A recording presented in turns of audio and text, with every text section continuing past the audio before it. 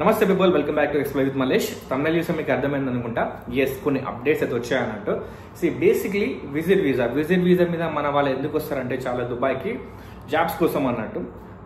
Visit visa 30 డేస్కి ఉంటుంది, 60 డేస్కి ఉంటుంది అండ్ 90 డేస్కి కూడా ఉంటుంది అన్నట్టు. సో డిపెండ్స్ మీకు ఎంతవరకు రిక్వైర్మెంట్ ఉందో దాని ప్రకారం మీరు విజిట్ వీసా తీసుకొని అయితే వస్తారు అన్నట్టు.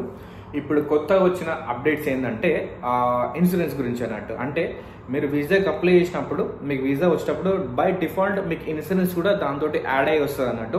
ఇంతకుముందు ఏంటంటే వీసా తీసుకోవాలి అండ్ ఇన్సూరెన్స్లో చాలా కంపెనీస్ ఉంటాయి అండ్ హెడ్ఏక్ అన్నట్టు. 90 డేస్ తీసుకోవాలా, 60 డేస్ తీసుకోవాలా, 1 ఇయర్ తీసుకోవాలని చెప్పి చాలా కన్ఫ్యూజన్స్ ఉన్నాయి అన్నట్టు. ఇప్పుడైతే అలాంటి ప్రాబ్లం ఏమి ఉండదు.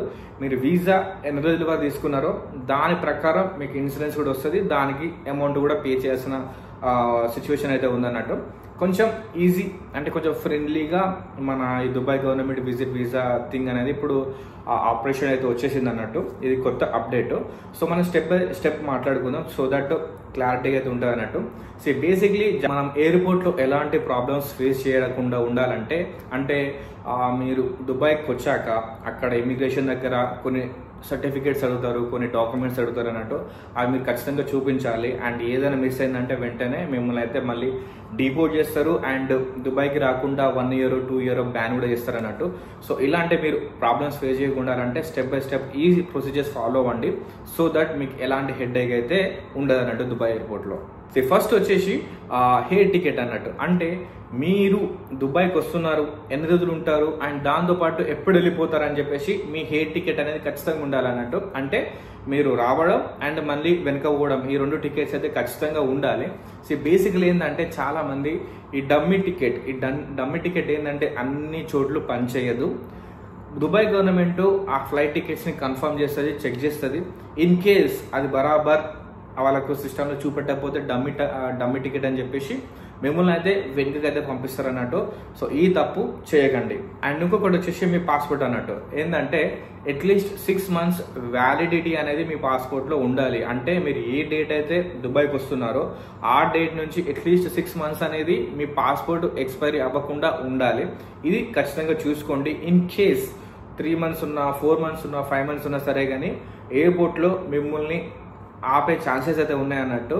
సో మీరు వచ్చే ముందు మీ యొక్క పాస్పోర్ట్ చెక్ చేసుకోండి. ఇన్ కేస్ అది 4 months 3 monthsలో ఎక్స్పైరీ అయ్యబోతుందంటే ఖచ్చితంగా మీ పాస్పోర్ట్ రెన్యూవల్ చేసుకొని కొత్త పాస్పోర్ట్ తోటి అప్పుడు దుబాయ్ విజిట్ వీసాకి అప్లై అయితే చేసుకోండి. అండ్ నెక్స్ట్ వచ్చేసి హోటల్ బుకింగ్స్ అన్నట్టు. దీంట్లో ఏంటంటే ఇన్ కేస్ మీకు దుబాయ్లో ఫ్రెండ్స్ కానీ రిలేటివ్స్ ఉంటే వాళ్ళ యొక్క ఎమిరేట్స్ ఐడి, అక్కడ ఉన్న దాన్ని ఎమిరేట్స్ ఐడి అంటారు అన్నట్టు, రెసిడెన్స్ ఐడి. ఆ రెసిడెంట్ ఐడి ప్లస్ వాళ్ళ యొక్క అకామిడేషన్, వాళ్ళ అపార్ట్మెంట్ డీటెయిల్స్ అనేది మీరు కంప్లీట్గా తీసేసుకొని మీ దగ్గర పెట్టుకొని కాపీ పెట్టుకొని ఇమిగ్రేషన్ సెంటర్ దగ్గరకు వచ్చినప్పుడు అది చూపెట్టండి. ఇతనే నా ఫ్రెండ్, ఇతను తన యొక్క అపార్ట్మెంట్ అడ్రస్ ఇది, నేను ఎక్కడ ఉండబోతున్నా, ఇదొక ఆప్షన్. ఇంకొకటి మీకు ఫ్రెండ్స్ ఎవరు లేరు అనుకుంటే మీరు ఎన్ని డేస్ అయితే ఉంటుల్లో దుబాయ్లో అన్ని డేస్ హోటల్ బుకింగ్ చూపించాలి. ఇన్ కేస్ ఆ హోటల్ బుకింగ్ కూడా డమ్మీ అనే అస్సలు ఉండదు. డమ్మీ మర్చిపోండి. దుబాయ్ గవర్నమెంట్ ఏంటంటే కంప్లీట్గా మన ఈ ఎలక్ట్రానిక్ మీడియా, ఎలక్ట్రానిక్ సిస్టమ్స్ మీద బాగా వాళ్ళు యూజ్ అయి ఉంటారు అన్నట్టు. వెంటనే చెక్ చేస్తారు, స్కాన్ చేస్తారు. అది డమ్మీ అని తెలియగానే వెంటనే డిపోర్ట్ అయితే చేస్తారు అన్నట్టు.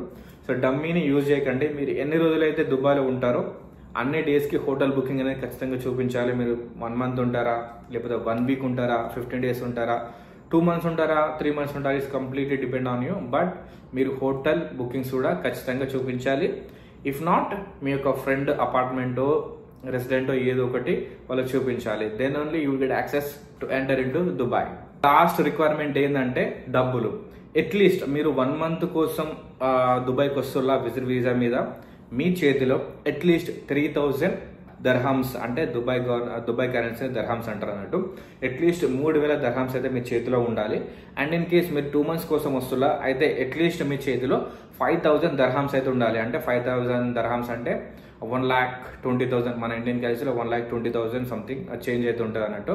సో ఈ అమౌంట్ అయితే మన చేతిలో క్యారీ చేసుకోవాలి, ఎయిర్పోర్ట్లో చూపించాలి, లేకపోతే మీ బ్యాక్ స్టేట్మెంట్ అయినా చూపించాలి. Then only you will get the access and చాలా అంటే చాలా ఇంపార్టెంట్గా మీరు డమ్మీ సర్టిఫికేట్స్ కానీ డమ్మీ డాక్యుమెంట్స్ కానీ చూపించకండి. ఇన్ కేస్ వాళ్ళకి తెలియగానే ఆన్ ద స్పాట్ మిమ్మల్ని అయితే డిపోర్ట్ అయితే చేస్తారు.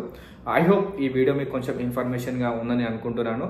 ఇంకా ఇలాంటి వీడియోస్ కోసం, ఇంకా అప్డేట్ ఇన్ఫర్మేషన్ కోసం ఛానల్ని సబ్స్క్రైబ్ చేసుకోండి. Thank you so much for watching. See in the next video. Bye.